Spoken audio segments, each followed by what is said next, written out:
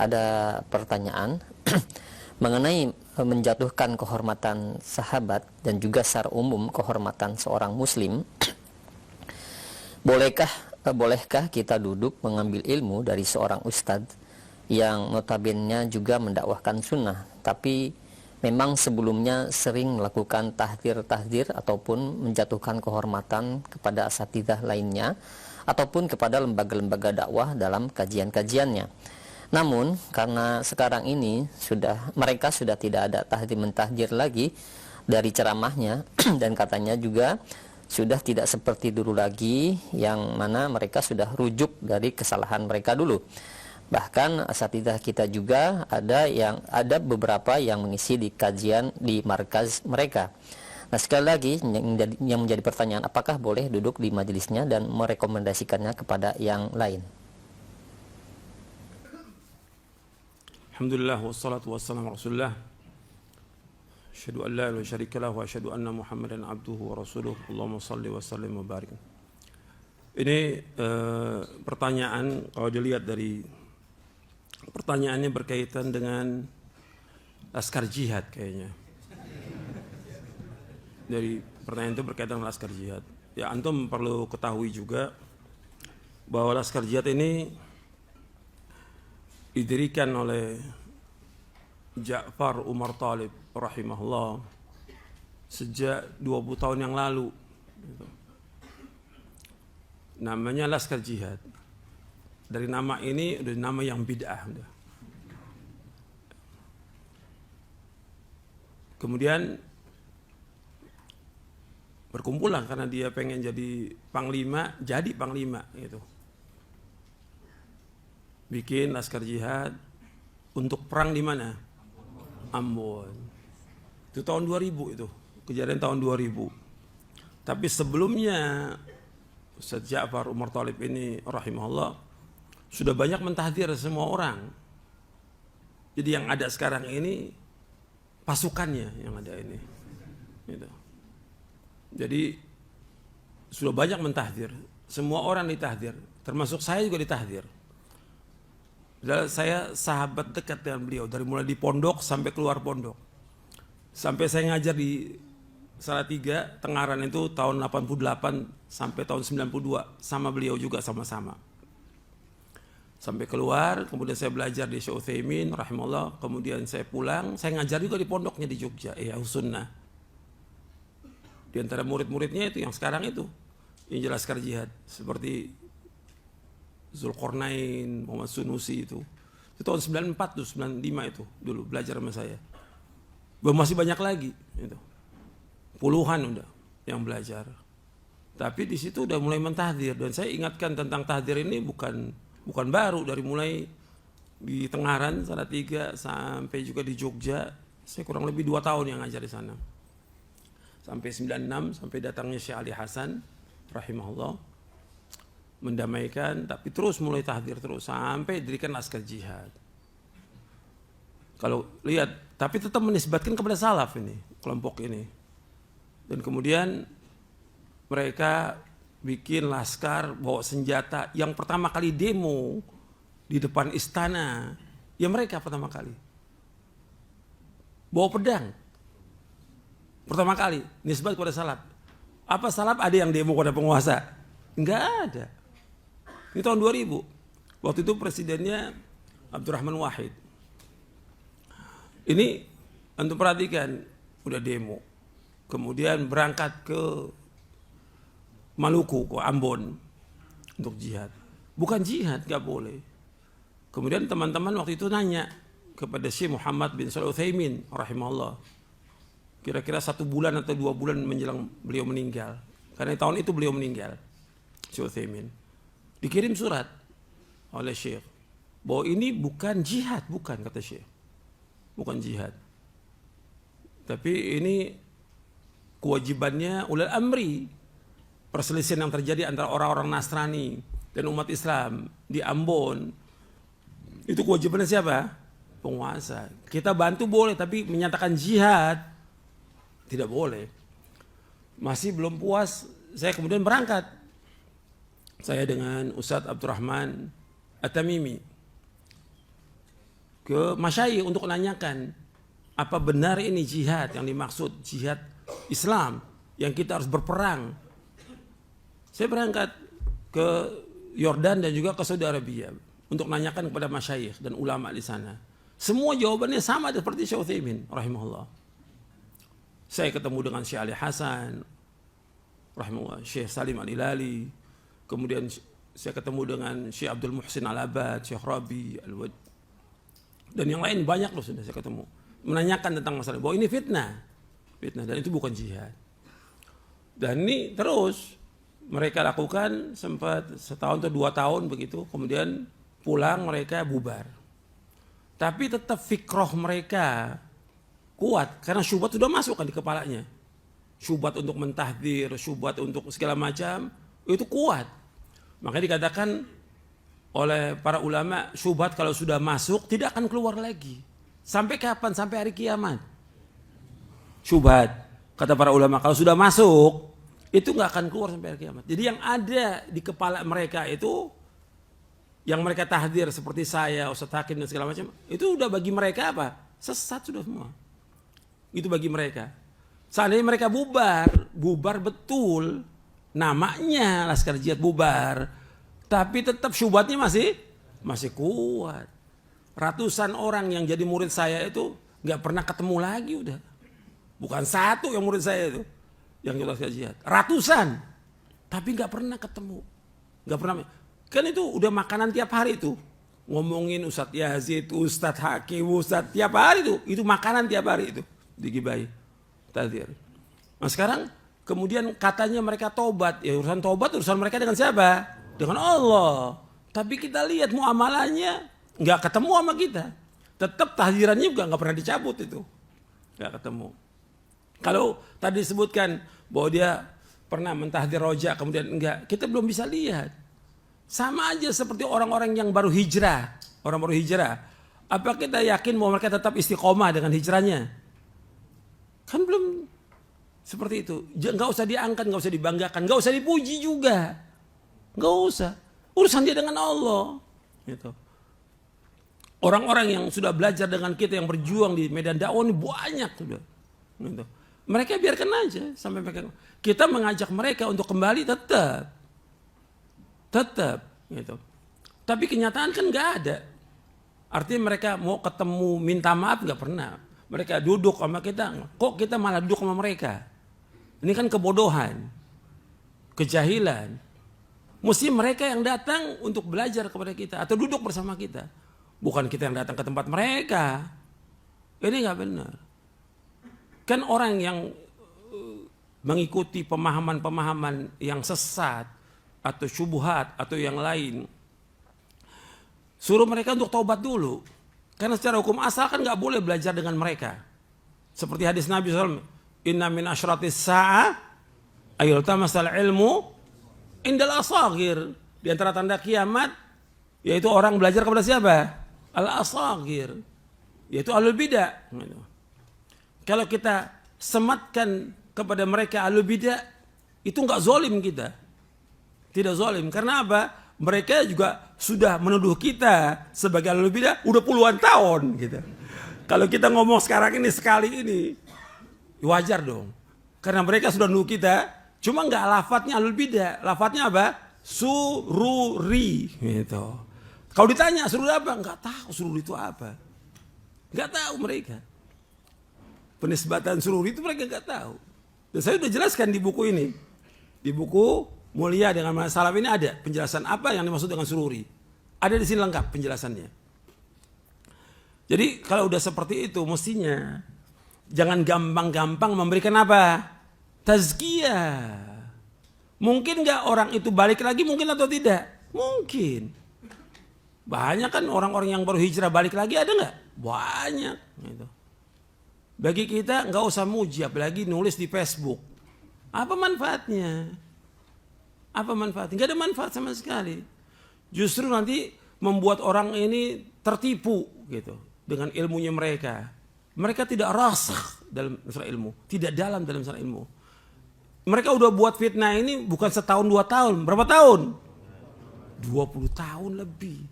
Bahkan sebelumnya dari tahun 97 itu udah bikin fitnah. Terhadap apa? Terhadap dakwah salaf. Udah merusak nama apa? Nama para dai. Mencemarkan para dai. Bukan dosa kecil, dosa besar. Merobek kehormatan seorang muslim. Itu dosa besar. Merobek. Dan ini terus dilakukan oleh mereka. Nggak pernah berhenti. Terus. Kemudian juga merusak nama dakwah salaf. Pecah belah dakwah salaf ini. Antum sih nggak ngalami. Ya, antum nggak ngalami. Saya pelaku sejarah ini. Jadi tahu benar itu.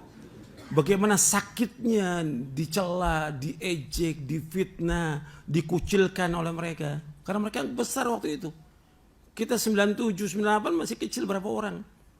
Tapi mereka besar banyak. Gitu. Tapi saya udah bilang ini bakal hancur.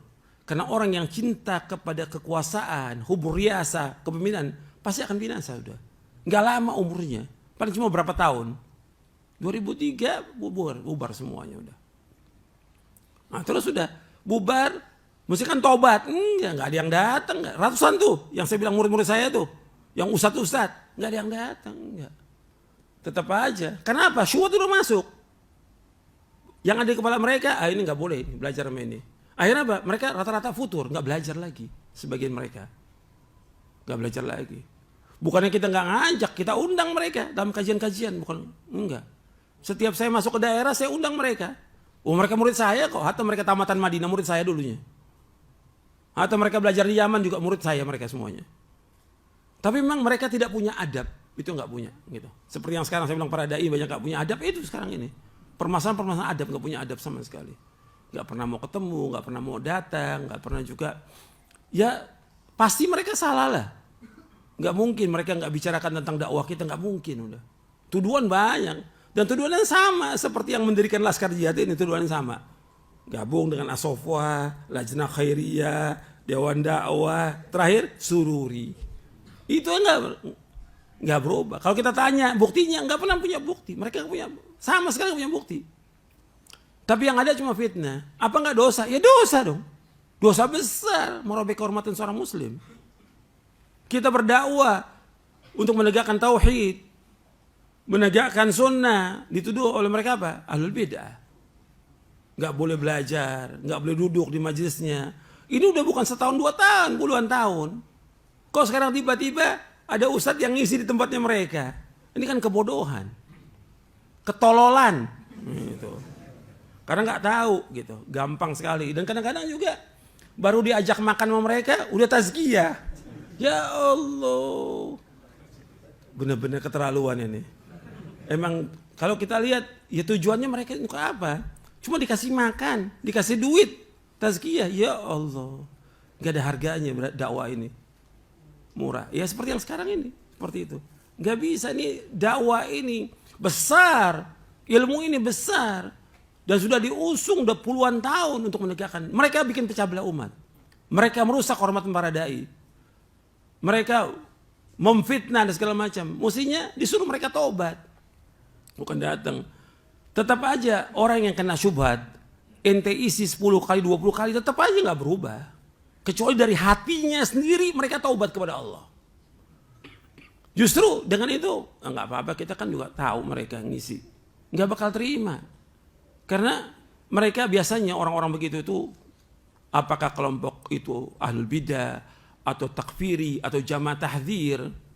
Saya dulu bilang, ini di buku saya ini yang belum ada di sini, jamaah tahdzir.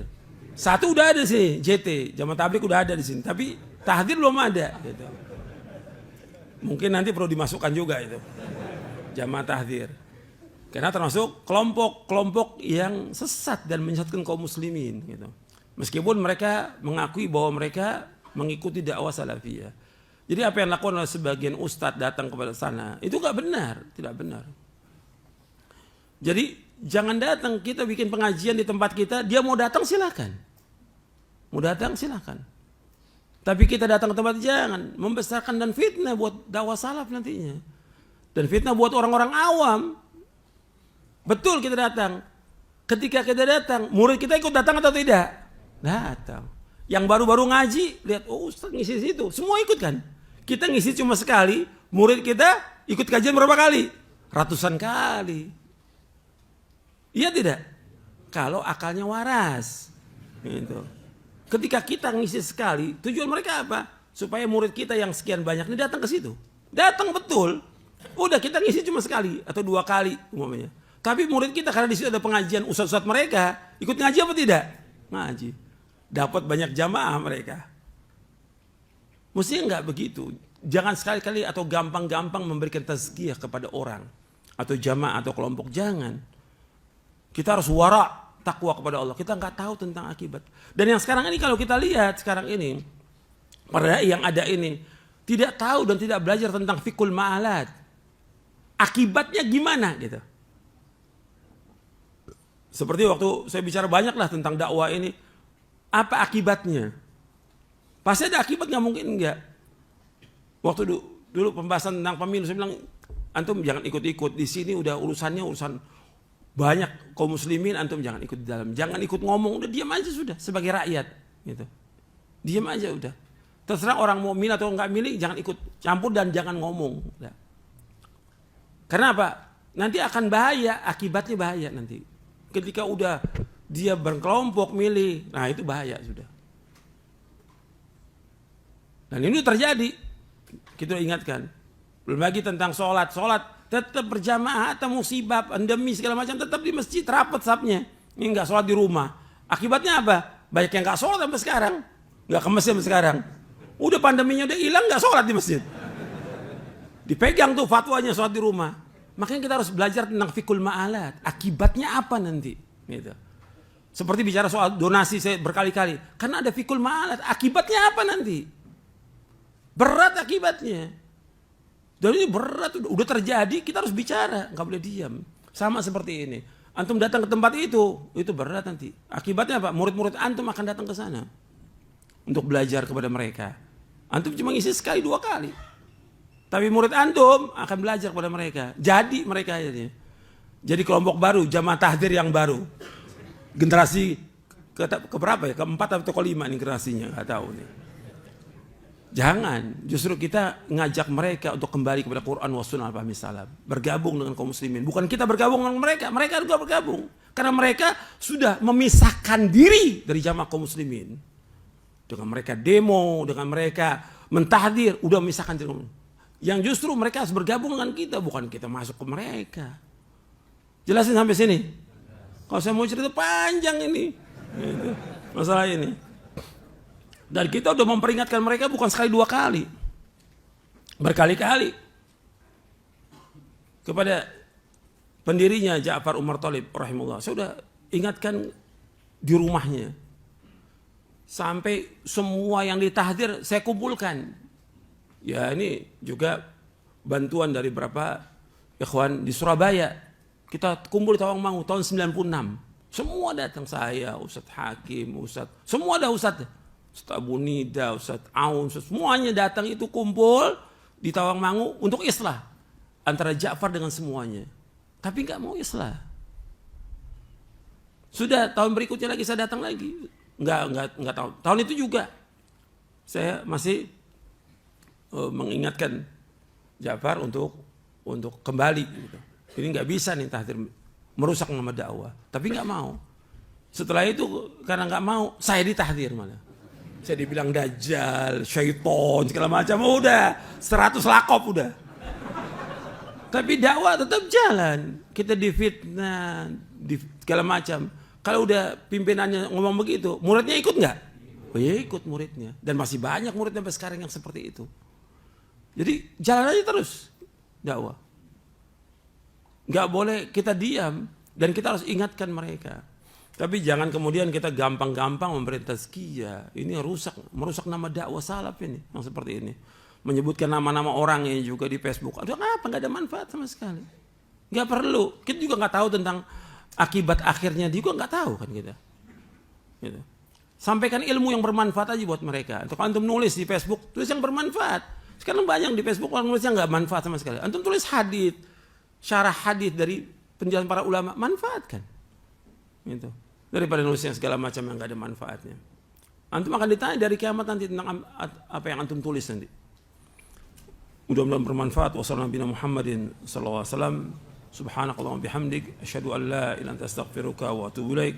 Assalamualaikum warahmatullahi wabarakatuh.